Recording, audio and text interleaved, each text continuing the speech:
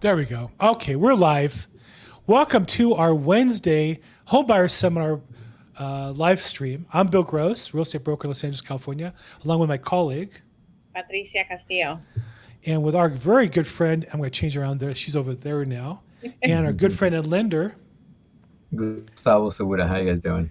And Gustavo's calling us from a boat in the middle of the Gulf of Mexico. So if you have a loan in process with Gustavo and you hear a big crashing sound of a wave over a ship, that's going to be Resco going down with the ship, I think, huh? Yeah. So how about the real estate market, guys? It's busy. It's competitive. I know Gustavo usually gives us an update on the inflation and the rate hikes, if we're going to have any or not. I think that's one of the things that we're waiting for on July 25th and 26th during the next meeting to see what the feds are going to do. But from my end, it's been pretty consistent. I have a couple of escrows that are just going through their normal course right now, and a couple of listings coming up in Whittier and Long Beach. Whittier, hey, that's my. I grew up in La Habra. Yes. And Whittier was kind of like the metropolitan area of La Habra.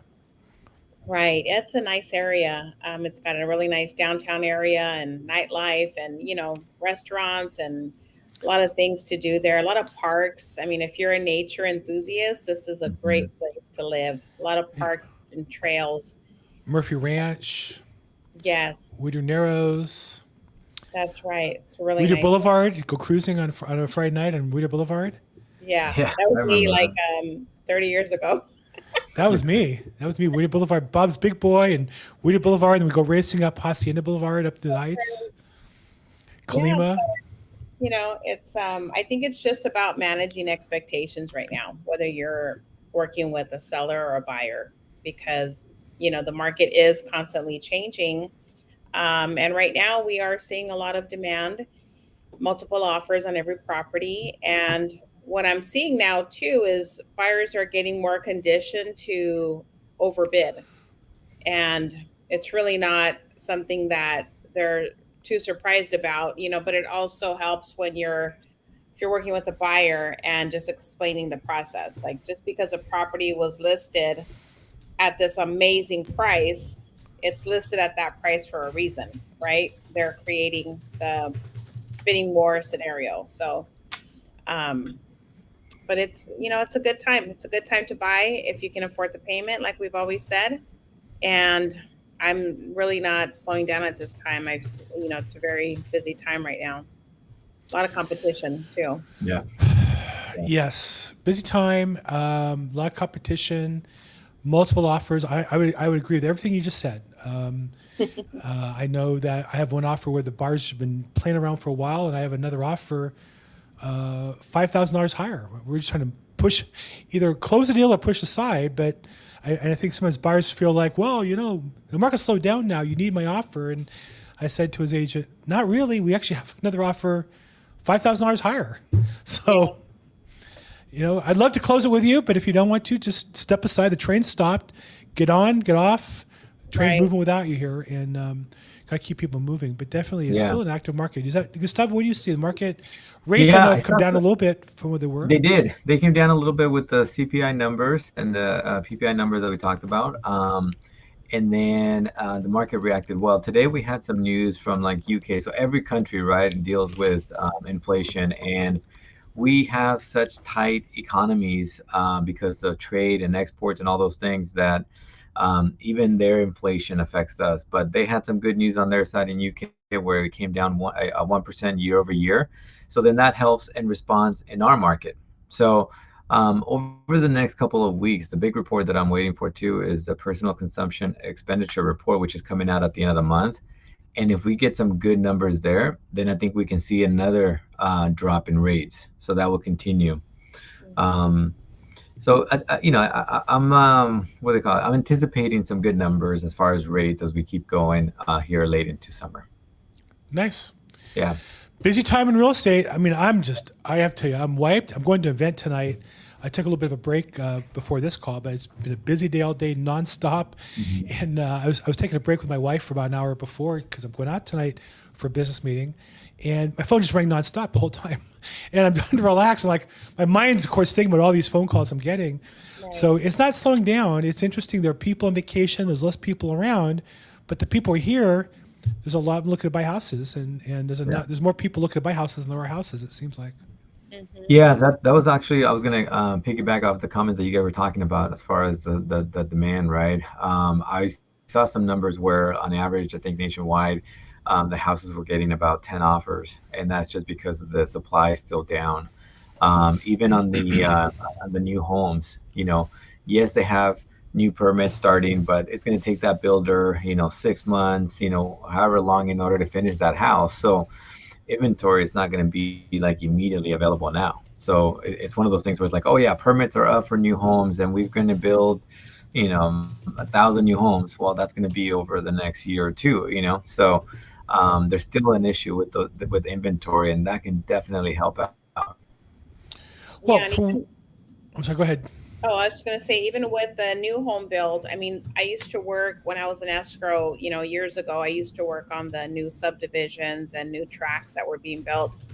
And like from Lennar, DR Horton, and those builders. And when they're building those homes, they're not all available at the same time. They all come offline in stages as each phase gets completed. So it's a section of that tract that's being released. So you might have you might see the sign new homes in the low 500s by Lennar, one of those home builders.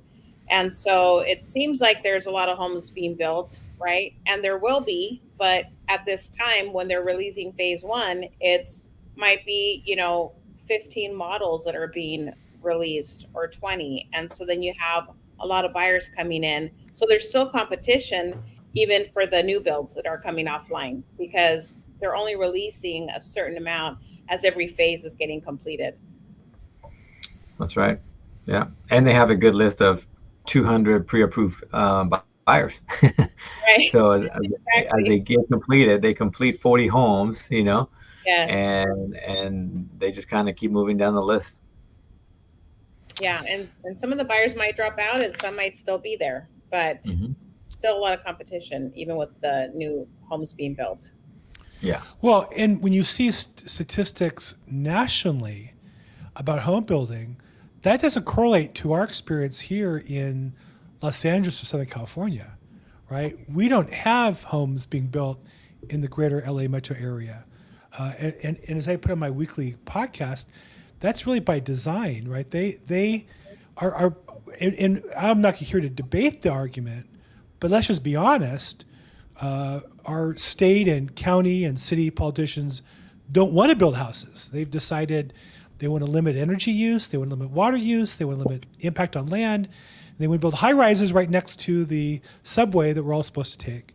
And so where I started in the real estate, we were building houses all over Southern California.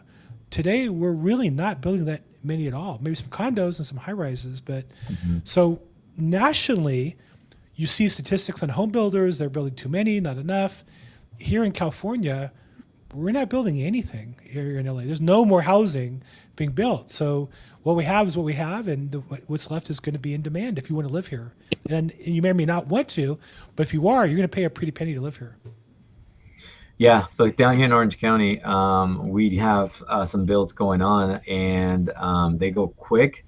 And as they get bigger and bigger into more open areas, we start having some issues with fire insurance, right? Because now we're going into more greener areas, and I have HOAs that are really expensive because they don't have insurance that's going to cover them unless they have some really high coverage, and then a lot of these insurance companies are stopping the coverage as well, right? Because it's getting too expensive to pay out on these properties. So the more I see these houses getting built here, a little bit more of an issue we have with insurance. And here, there's a couple big projects that over the next 15 years, they're adding thousands of homes. So it's interesting to see, but at the same time, you see these growing problems as well, like insurance. Like I said, the deeper they go into some of the surrounding forests. Well, in the OC, it's a little different, but here than here in Los Angeles Metro. Yeah. Behind the orange curtain, you drive down the 5 freeway and you could tell when you hit Orange County is when the freeway all of a sudden is paved right and there's no trash on the side and there's no homeless people on the sideways. It's Yeah. it's a whole different experience in the OC. So, okay, well, look, I mean, now I live here. We have great weather, and there's a lot of reasons to want to live here. I'm not, That's right. not saying nobody wants to live in Los Angeles. I'm just saying let's just call a spade, and if we're not going to build houses, let's just be honest and not call it a housing crisis. Let's just call it a decision that we've made. So that all said, market seems pretty solid for now. That doesn't mean things can't change tomorrow, but for now, the same fundamentals. So what's your best advice, Gustavo, for a buyer looking to get started in the process? What should they do? Yeah, definitely the pre-approval because I've been taking a look at the couple of recent pre-approvals, and for example, someone's making X, let's say 90,000, but it was recently a promotion, right? Or it was some overtime, it was night shifts, graveyard shifts, right? Those kinds of things. So as the buyer, you're saying, hey, I make $8,000 a month or 7,000. And when we actually look at it and look at their scenario, we may be cutting down to 7,000. We may be knocking them down about $1,000 or so because they're variable income and because we have to average out. Maybe that started only 6 months ago, and it's variable. That didn't start right away. But to the buyer, they're like, hey, I am making this much. But when the lender looks at that, something like that, they look at it a little bit different, right? They need to look at this risk tolerance and see how much they actually going to approve them for and qualify them. So we have guidelines. Best thing to do is give us a call so that you know exactly what your income can qualify for. And I did that with a client, with Gustavo, and unfortunately or fortunately, he was able to find out they didn't qualify. But I'll tell you a cute story. You don't know this yet, Gustavo, but that same buyer went to another. Actually, we showed the property, and they were the occupant of the property, and the other agent, their buyer didn't want to buy it, but they were talking to the occupant that you had tried to get approved. And the occupant said, hey, I want to get a loan and I want to buy the property still. And the agent called me all excited and, hey, the guy wants to buy the property still and I have a great lender. And she called me. She was really good. We've pre-approved him, this and that. I said, well, okay, you pre-approved him, but do you know about this deposit money that's been a problem for him? And she goes, I'm going to call you back.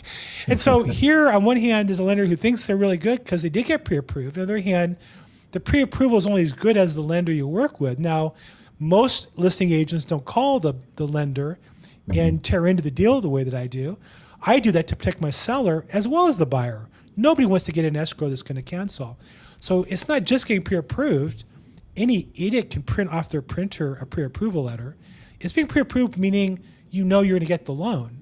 And make sure you work with somebody like Gustavo, who if he tells you can get the loan, you can. If he says you can't get the loan, it probably means you can't. That's probably what it means. Right. So there you go. Well, thank you, Gustavo, for all your help on that one. Patricia, what should somebody looking to buy a house in this market do today? Well, one of the things would be to not overspend and not open any new credit accounts because you don't want to increase any type of liabilities on your credit report. Right now, with the interest rates where they're at, they're kind of fluctuating. They just came down under 7%, which is great. So we're at like 6.90 today for a 30-year. But, every slight difference in your credit rating and your debt to income ratio will really affect your purchasing power. So this is all based off of the loan approval that we were just talking about. So any slight change will make a big difference. Last week, I sent out a weekly email to my database and I was explaining how, you can change your loan approval by even 15,000. That would make a big difference for a buyer in today's market, so just hold back. Right now, there's a lot of sales going on. We've had, 4th of July, and towards the end of summer, it's tempting. There's a lot of consumer spending happening right now. And so you just want to make sure that you focus your spending on what your goal is, which is homeownership. So save that money and let's wait until you get into your home. And then you can start looking to see what you want to spend on. Maybe a new patio set, maybe a new furniture set, but just, really control spending and, keep your eye on the prize, which is homeownership. Mm-hmm. It's funny you say that because, I'm pretty cheap, and my wife and I want a new patio set because it's summertime. We're cooking in the back. My daughter comes over with her family. Man, that stuff got expensive. What the heck happened? Patio Right? furniture's not cheap. It's So not. I said, honey, you need to go on to Craigslist or something, find something local. I'm not paying that kind of money for some stuff in the backyard. Oh yeah, Anyhow, that's right. but I'd rather have the money in the bank than have it in the patio furniture in the Just be backyard. sitting on it. Yeah, so I could buy my next investment property. I don't want my money in patio furniture. I want my money working for me. So, good advice though. Watch the expenses. You got to live on less than you make, so you can save money and invest that for your future wealth and your future income. So that's great advice, Patricia. Exactly. Okay, everybody. Hey, thank you for being on today. This is our weekly home buyer seminar. Every Wednesday we do it, either 4 or 5 o'clock, depending on our schedules. We snuck it in early today because I'm going out to the Valley for a real estate investment networking event. So anyhow, you can reach me on social media at Bill Gross Probate, all over social media. Patricia Castillo. How could somebody reach you? Yes, so my cell phone is the best way, which is 323-365-9909. And Gustavo, someone wants to get a hold of you. What's the best way? Yeah, cell phone as well, 714-334-4563. Fantastic. Thanks, guys. Thanks for being on the call. Thank you for watching. If you have questions, put it in the comments, chat box. We'll see you guys soon. Bye. Thank you, guys.